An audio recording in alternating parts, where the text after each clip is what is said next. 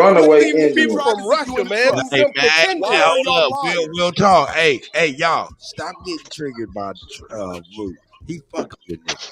No, they're For real. triggering me. No, I'm not. nigga, he got No, I'm to not. be. He's They're all He's Asians, my fucking with nigga. niggas. No, I'm not. I I've Roots been the waiting for one my that's time to talk. triggered. They Man, we Asians telling haven't. you the tribes. Leave it alone, gentlemen. Say, No, okay, let's not leave Root. it alone. You right, Root. You Root, right. that widow What are you peak talking is about? from Why don't they You talk about win, how to get their Root. tribe, You Cuddy? win, Root. You know, I listen to Root Word, but sometimes, man, I No, don't. That I don't nigga's listen to out none of of his y'all niggas gourd. cause y'all fake as fuck, my nigga. Y'all want to show Root, us how to your get tribes widow and peak is laws. from Hey, that's our Transylvania. I ain't never bipolar. heard That's that. our Talk about bipolar black Indian. Y'all niggas got and color. extremes roots. He's our You got multiple Oh, that's what it personality is. Indian.